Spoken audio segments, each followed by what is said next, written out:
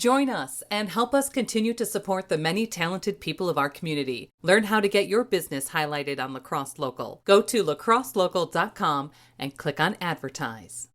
The Pump House Regional Arts Center brings you live, heartfelt performances from gifted singer-songwriters. Enjoy original music brought to stage by area mainstay musicians and sought-after regional bands. Check out the concert series online and pick up your tickets at thepumphouse.org. We talk with traveler and artist Adem Faeth. We talk street art, murals, the new local arts group, the Artsiders, upcoming shows, ambitious travel plans, and what is coming up for this local artist and organizer. You can find more conversation, food reviews, weekend picks, live music, and events on our website, lacrosselocal.com. I'm Amy. And I'm Brent. And this is Lacrosse Local. My name is Adem Faeth. I'm 40 years old. I'm from Lacrosse and La Crescent.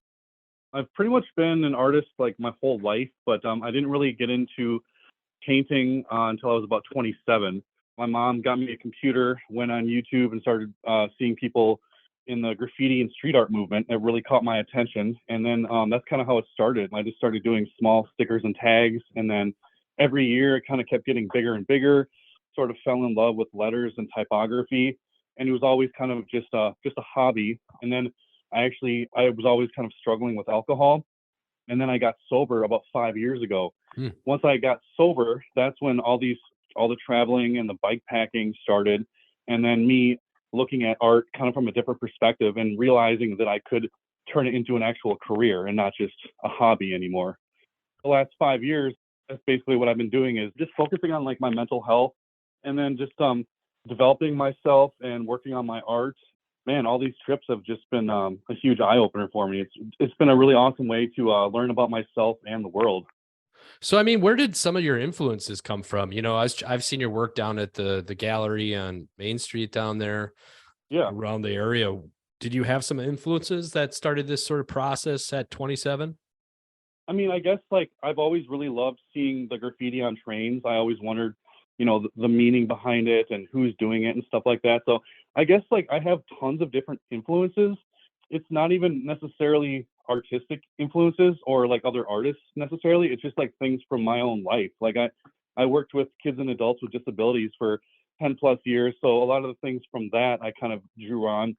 And my grandma actually started the first school in the area for kids with disabilities like a long, long time ago. So I kind of have that sort of in my blood, being around people with disabilities and people with just like differences and stuff like that. So it's not necessarily like other artists, but just different things in my life, if that makes sense. What's your process like for creating work? Is it something, looking into it, seems like there's like stencils involved. Is it something that you work on multiple pieces at once, or, start to finish is real quick, or how does it work? Sure. Well, it really kind of depends on what I'm doing. I mean, I prefer to paint outside. I love painting outside, just, when it's nice out. It definitely gets hard this time of year when it's so cold, but it really depends on what I plan on doing. If it's, I do a lot of hand cut stencils and stuff like that. There's usually some time involved with that. The cutting, I've spent, hours and hours cutting stencils. And I like it though, because you can paint the stencil and then you can go and paint it somewhere else. So you can get multiple uses out of it, basically. It really depends on what I have going on that day. I mean, it really just kind of depends on, the job. Working on art for other people is like much different than working on art for myself. And that's kind of what I've been doing the last few years is learning the business side of it and learning how to do art for other people. There was a lot of, once I got sober, I had to really focus on my mental health before I could start picking up jobs for other people. It's all about priorities, I needed to get things kind of under control on my end before I could really start taking jobs on seriously. Sure. Another thing I think I first kind of got exposed to your work was through murals, just around the area and things like that. It seems like you got some notoriety from that as well. Yeah, absolutely. I just love painting really big. I mean, I have some lower back issues, so it actually hurts my back to sit there and work on little canvases. But I'm kind of a big physical person. I like going up to a wall, and the wall kind of dictates what I'm going to end up painting. I mean, I'll have like a plan A and a plan B for what I want to paint, but when I get to the actual wall, that dictates what I end up doing. I like using spray paint because you can paint really big very quickly. And Yeah, I really like the spray paint and then like a bucket of paint with a roller. I mean, you can paint a wall in a couple hours, no problem, but you give me Mm. a brush and a little canvas, I'll sit there and procrastinate all day, I like the physical aspect, I like to move around and climb on things and stuff. So it's not just like the art side of it, but it's kind of like a physical side of it too. We've also chatted with Kat before. It looks like you do a lot of collaborative work with her as well. Yeah, definitely, definitely. We've had a very interesting, unique relationship. We're actually coming up on our 10-year anniversary here pretty soon. Yeah, I mean, for both of us, like art kind of started out as a hobby for a long time. It's been so awesome to watch her blossom, and like it's been really really awesome because I've encouraged her to get into the mural side of it and all that. So it's been super awesome. I'm so proud of her. She's doing amazing right now. Just following social media and seeing this new group called the Artsiders, come across my feed. What was the origin kind of story for this group? I know you have art inclusion community on your Instagram page, but what was the origin story for it? Sure. So about 2019, Kat had the idea to have an art show. It kind of grew out of a frustration for there being lack of opportunities for alternative artists and underdog type artists, people that don't necessarily, they're not like established yet. So we were going to have the Whispering Eye art show in 2019, and then COVID happened, right? So we pretty much put it on the back burner for a while. We wanted to get it going again this last year. We actually met some other local artists the last few years through other art projects and stuff like that. So we started getting the ball rolling again. We met all these other local artists and kind of got them involved. So we had the first art show at the main, and Matt down there and Jamie, they were super gracious, and they donated their time and their space and their skills and everything. So the first art show, it was like a huge success. We had so many people reaching out to us afterwards, wanting more, basically.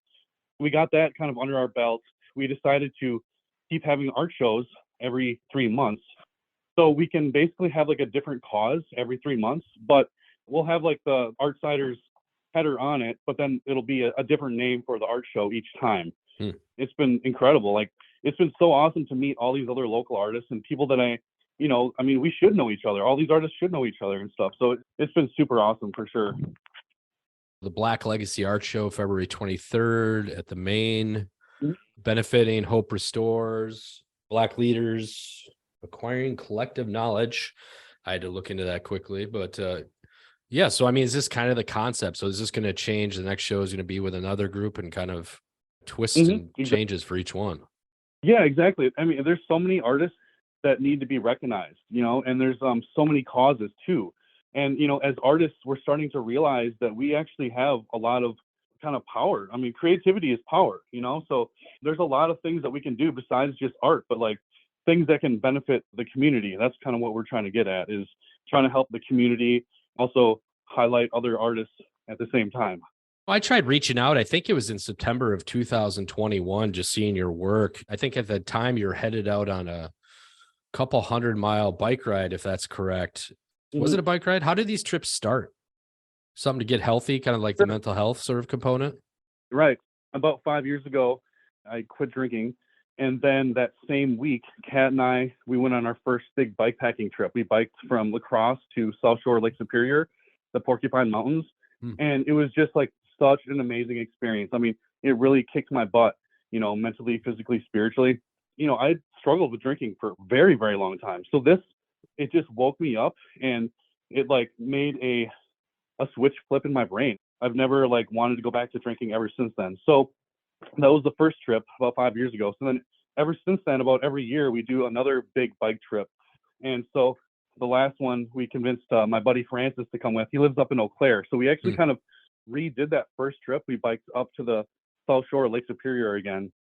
I knew how much it changed my life, so I really wanted to share that experience with other people as well. So he came with, and he did such an amazing job too. The trips kind of kept getting bigger and bigger.